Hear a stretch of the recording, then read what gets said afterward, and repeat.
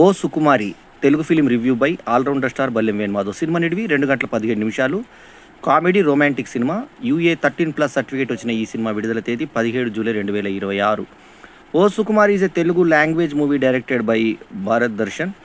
The movie features Thiruveer, Aishwarya Rajesh, Srinivas Gavireddy and others. ఇక ఈ cinema star cast తిరువీర్కి ఫ్యామిలీ హీరో అని పడింది. మొన్న Rajendra Prasad mister middle class సినిమాలో శ్రీకాంత్ పేరు ఫ్యామిలీ స్టార్ అని పడింది. అక్కడ ఫ్యామిలీ స్టార్ అంటే శ్రీకాంత్ అంటే కనీసం సీనియర్ కాబట్టి ఫ్యామిలీ స్టార్ అంటే, కానీ తిరువీర్ అంటే ఇంకా జనాలకి ఎవరికి తెలియని రోజుల్లో ఈయన ఫ్యామిలీ హీరో అని ఒక ట్యాగ్ వేసుకోవడం నవ్వు తెప్పించింది. అట్లాగే చామన్ ఛాయ అందాలతో ఉండే ఐశ్వర్య రాజేష్ని న్యాచురల్ బ్యూటీ అన్నారు. ఇక్కడ వరకు ఓకే, ఎందుకంటే ఆ అమ్మాయి నల్లగా ఉన్నా కూడా ముఖంలో కళ్ళు ఉంటుంది. న్యాచురల్ బ్యూటీ అంటే నిజమైన బ్యూటీ, పెద్ద బ్యూటీ కాదు, న్యాచురల్ బ్యూటీ అన్నారు కాబట్టి ఓకే. ఇక శ్రీనివాస్ గవిరెడ్డి, తర్వాత మురళీధర్ గౌడు, తర్వాత ఝాన్సీ సినిమాలో ముసలమ్మ అనిపించుకుంది. అది మనకు ఆశ్చర్యం కలుగజేస్తుంది. హీరోయిన్ ఐశ్వర్య రాజేష్ ఆమె అక్క చెల్లెలు లాగుంటారు, కానీ ఆమెను కొంచెం డీగ్లామరస్గా చేసి అవ్వ అనిపించారు. అయితే అందులో కూడా ఒక డైలాగ్ పెట్టించారు, ఏమనంటే నీకన్నా నేను ఒక 20 సంవత్సరాలే కదా నేను పెద్ద అని. ఆ డైలాగ్ సరిపోతుంది, ఎందుకంటే ఝాన్సీ వయసు ఇంచుమించు 50-55 మధ్యలో ఉంటుంది కాబట్టి, అమ్మాయి కూడా దాదాపు 25-30 మధ్యలో ఉంటుంది కాబట్టి ఓకే. 20-25 అన్నా కూడా 20 అని చెప్పుకోవడం ఓకే. భరత్ దర్శన్ డైరెక్ట్ చేసిన ఈ సినిమాని మహేశ్వర్ రెడ్డి మూలి ప్రొడ్యూస్ చేశాడు. భరత్ మంచిరాజు ఈ సినిమాకి మ్యూజిషియన్ కాగా, కుషేందర్ రెడ్డి సినిమాటోగ్రఫీ, శ్రీవర ఎడిటింగ్ ఆకట్టుకుంటాయి.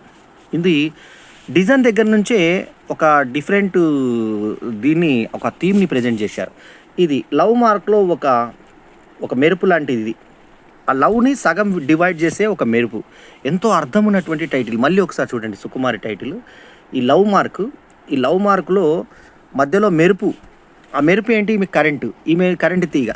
ఈమె తల్లి పుట్టినప్పుడు బల్గం ఫేమ్ ఆ అమ్మాయి రూపలత తల్లిగా చేసినటువంటి ఈ సినిమాలో తండ్రిగా ఆనంద్ చేశాడు. ఈ మధ్య ఆనంద్కి మంచి మంచి పాత్రలు పడుతున్నాయి. ఇది కూడా మరో మంచి పాత్ర ఈ సినిమాలో.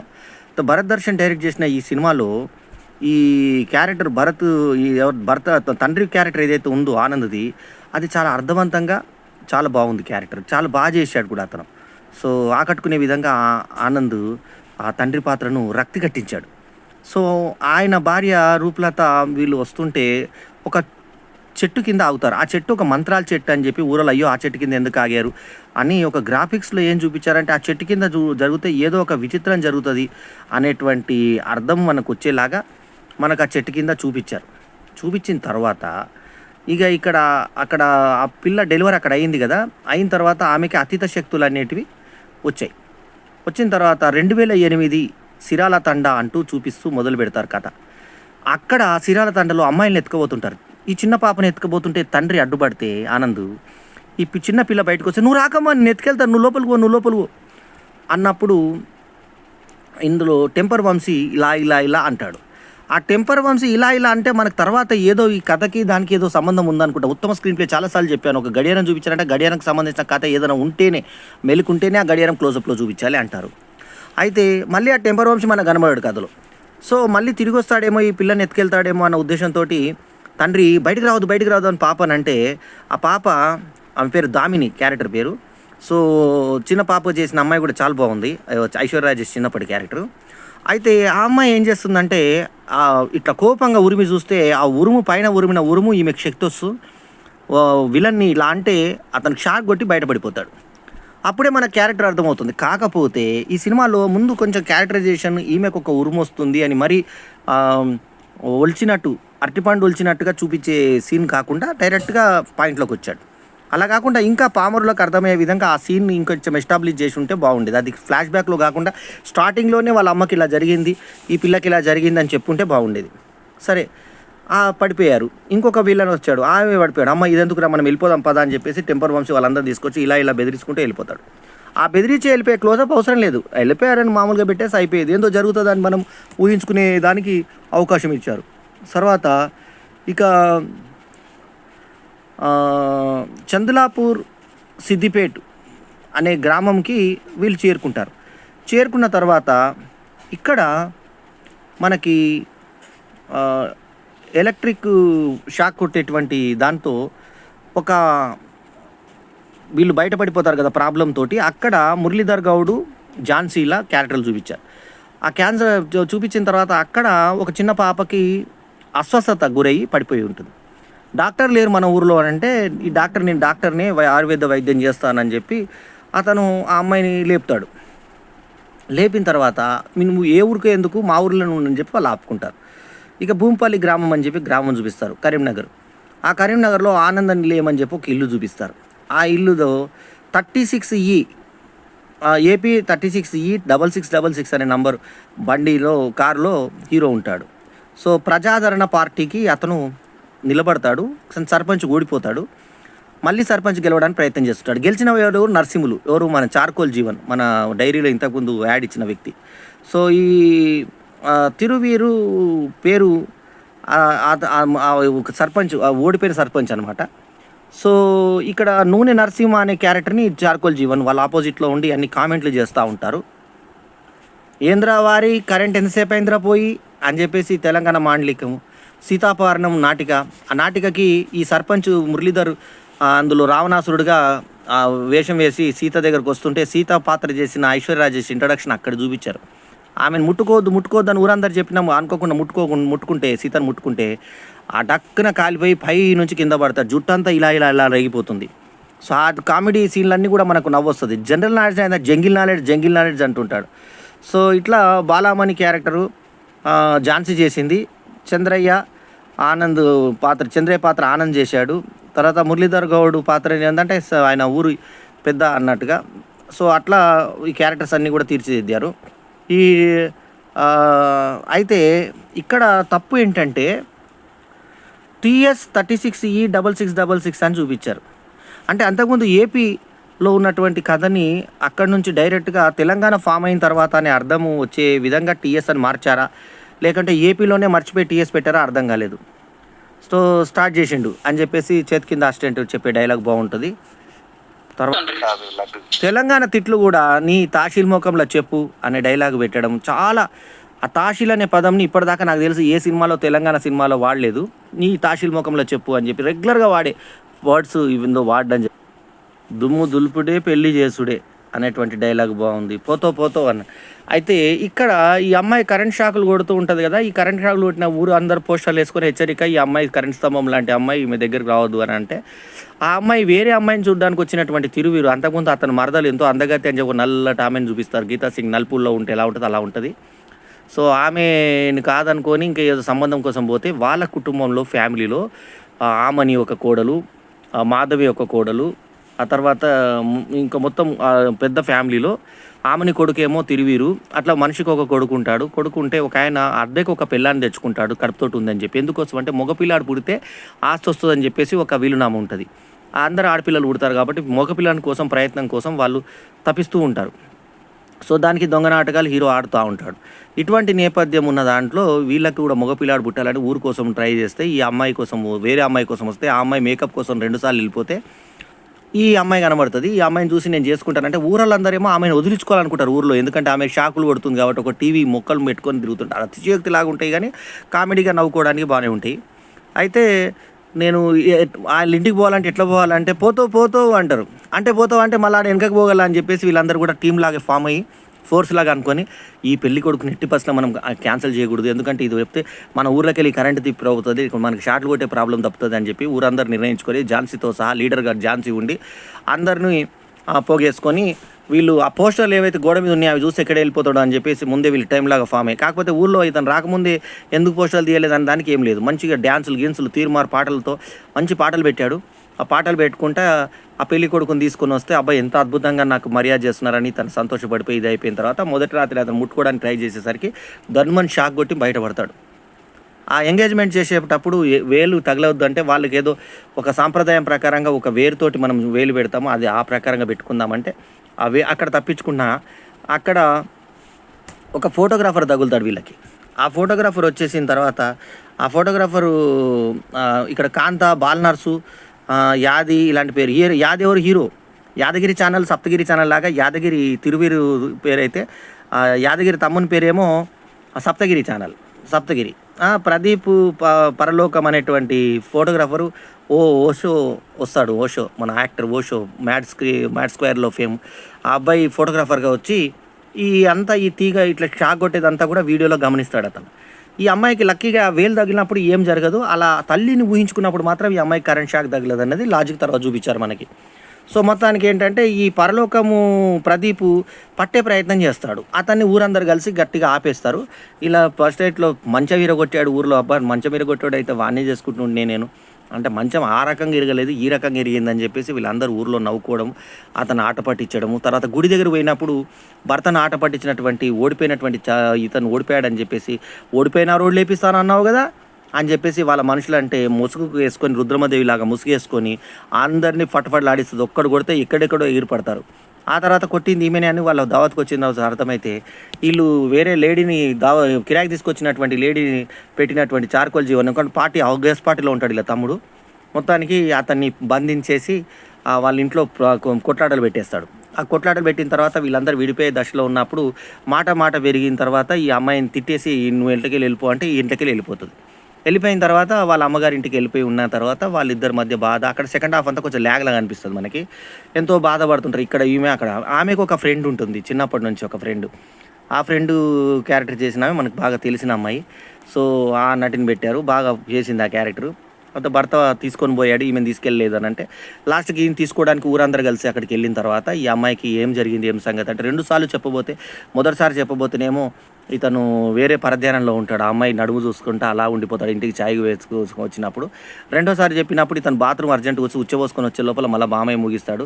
నీకు చెప్పాడంట కదంటే నేను చెప్పలేదంటే ఇద్దరు కూర్చొని ఒకరు బండ మీద రాయి మీద కూర్చొని తాగుతుంటే ఇతను అన్నప్పుడల్లా మందు కింద ఓలికేసేది కూడా అతిశయోక్తి కామెడీ లాగా ఉంటుంది. ఎన్నిసార్లు ఒకసారి అంటే తగులుతుంది 10 సార్లు తగిలి కింద పడేయడము టూ మచ్గా అనిపిస్తుంది ఆ సీను. ఆ తర్వాత ఆనంద్ చెప్తాడు ఇట్లా మన చెట్టు కింద కానిపోయింది, ఆ చెట్టు భయంకరమైన చెట్టు అంటే అక్కడ చెట్టు కింద ఇందుకు ఈమెకి ఇట్లా అయింది అన్న తర్వాత ఇదా సంగతి అని అనుకొని ఆ తర్వాత ఎప్పుడైతే వాళ్ళ తల్లిని ఊహించుకుంటుందో అప్పుడు మాత్రమే అమ్మాయికి షాట్ కొట్టట్లేదు అని అంటే ఇది యాక్చువల్లీ ఒక జరిగిన ఇన్సిడెంట్ అని చెప్పి చూపించారు మనకు. ఆ ఇన్సిడెంట్ ఏంటంటే మనకు పేపర్లో చూపించారు. ఒక కరెంటు సంబంధించినటువంటి ఒక ఇన్సిడెంట్ ఫారెన్లో జరిగింది అని చెప్పి మనకు ఆ ఇన్సిడెంట్ గురించి మనకు ఎక్స్ప్లెనేషన్ కూడా ఇచ్చే ప్రయత్నం చేశారు. ఈ అమ్మాయి ఊచు ఊచు అంటుంది ఒక డైలాగు. అయితే ఏదైతే జరిగినటువంటి విషయం ఉందో అది న్యూస్ పేపర్లో పడి ఒక కరెంట్ గర్ల్ అని చెప్పేసి ఒకటి వచ్చింది న్యూస్. ఆ న్యూస్ ప్రకారంగా ఆ న్యూస్ని బేస్ చేసుకొని ఈ సినిమా తీసినట్టుగా అనిపిస్తుంది. జనరల్లీ తన మాట వాడినా పాట వాడినా కేసులు పెట్టే ఇళయరాజాకు సంబంధించినటువంటి మళ్ళీ మళ్ళీ ఇది రాని రోజు అనేది వీళ్ళ శోభనం టైంలో పెట్టి ఆ పాట చరణం దాకా తీసుకెళ్ళారు. చేరువైన రాయబారాలే చెప్పబోతే మాట మౌనం అది అక్కడ దాకా పెట్టాడు. మరి ఇళయరాజా గారు మరి ఎలా స్పందిస్తాడో చూడాలి. మరి పాట మొత్తం వాడినట్టుగా ఆల్మోస్ట్ సగం పాట పైన వాడారు సినిమాలో.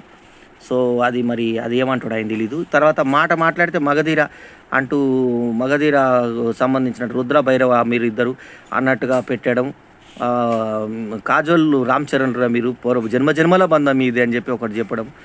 దాని మీద కూడా మంచి జోక్స్ పేలడం అవన్నీ కూడా మనకు చూపించారు. కామెడీ మాత్రం బాగా పండింది. ప్రతి సీను మనకు నవ్వు తెప్పిస్తుంది. ఈ అమ్మాయిని చూడడానికి వచ్చినప్పుడు ఊర్లో పోతావు అన్నాడు. ఏం పోతావు రా అంటే అదృష్టవంతుడు అయిపోతావు అని చెప్పేసి కవర్ చేసి వద్దురా వచ్చినవన్నీ ఆపొద్దు అని చెప్పి ఇక తండ్రి చూడడానికి వచ్చి అమ్మాయిని చూడడానికి వచ్చి ఊరందరు బాగున్నారా నాన్న అంటే అందరు బాగున్నారమ్మా నిన్ను మాత్రం పొరపాటున కూడా ఇంటికి తీసుకురావద్దని అంటున్నారు అనగానే అందరు నవ్వుకోవడం. వీళ్ళిద్దరూ ఇంట్లో ముట్టుకోవడానికి ట్రై చేసినప్పుడు పరిగెత్తుకుంటూ తల్లిదండ్రులు వచ్చినప్పుడు మాత్రం కాళ్ళ మీద పడ్డప్పుడు అబ్బాయి ఈ రోజులలో కాళ్ళు అమ్మాయి పడుతుందండి భోజనం తినపియండి అత్తమ్మ మామయ్యకి అని చెప్పి తాగుడు మానేయమంటే ముందునని వాళ్ళు తర్వాత వింటారు ఆ అమ్మాయి మాట. ఆ తర్వాత ఈమె వాళ్ళందరికీ అన్నం ఈమె తినిపిస్తాడు. తిరువీరు తినిపిస్తుంటే తొక్కుతో కలిపి పిన్నికిన్ను తల్లికి తినిపిస్తుంటే ఆమెని పాత్ర బాగా అనిపించింది. అక్కడ తల్లి పాత్రలో బాగా రాణించింది ఆమె. మాధవి కూడా తినిపిస్తాడు పిన్ని అంటూ. ఆ తర్వాత భార్యకి తినిపిమంటే నోట్లో చేయి పెడితే ఆ షాట్ కొట్టదు. ఇతను కొట్టాలి కదా దగ్గరికి ఎందుకు కొట్టలేదు అని ఆలోచిస్తూ ఉంటే తల్లిలాగా ఊహించుకున్నప్పుడల్లా ఆమె మెదడులో ఆ తల్లి అన్న ఫీలింగ్ ఉంటుంది. ప్రతి వ్యక్తికి ఒక కరెంట్ ఉంటుందంట. ఒక అమ్మాయికి చాలా ఎక్కువ కరెంట్ ఉంది. విదేశంలో ఆమెని ఎలక్ట్రికల్ గర్ల్ అని చెప్పేసి అన్నారంట.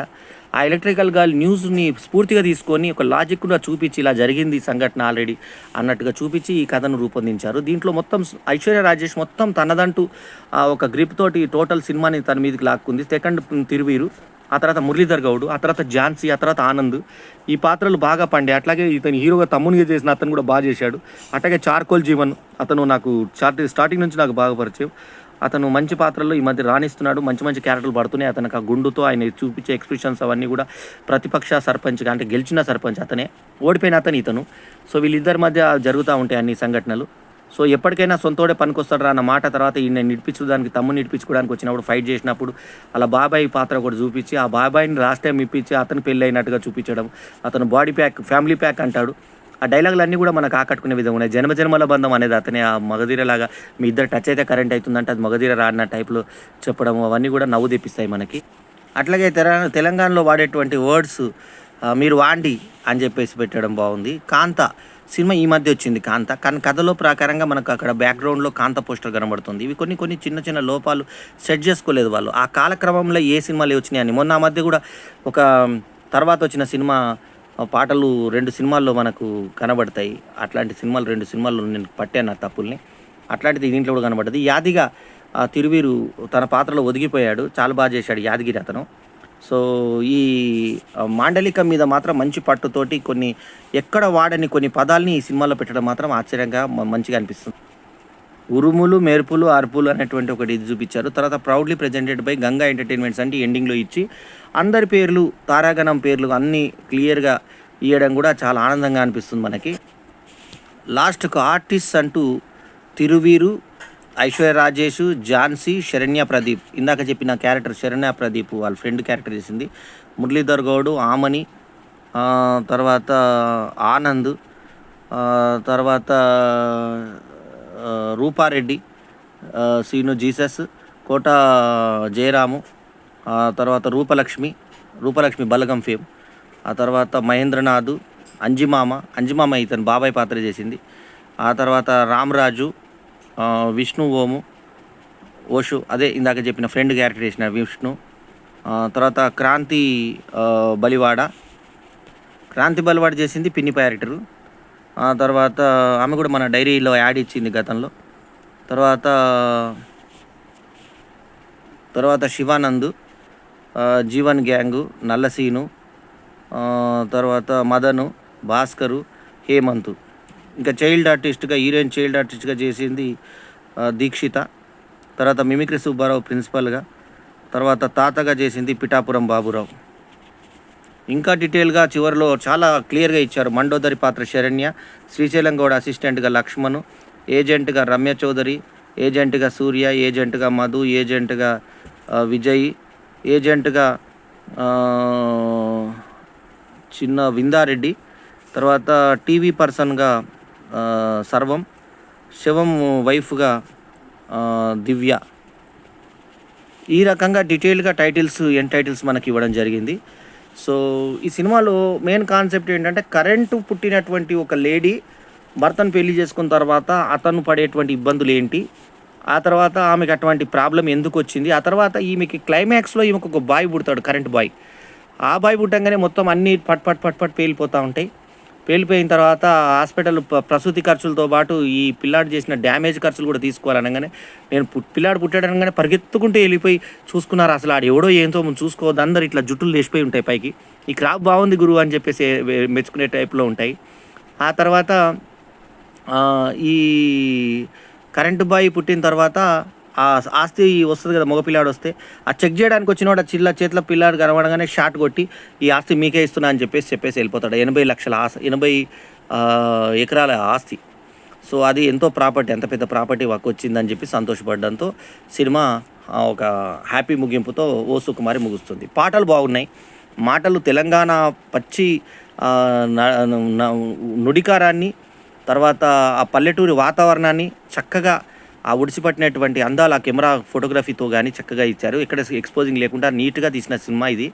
సో యూఏ 16+కి కారణం ఏంటంటే కొన్ని అక్కడక్కడ మనకి కొన్ని ఏవైతే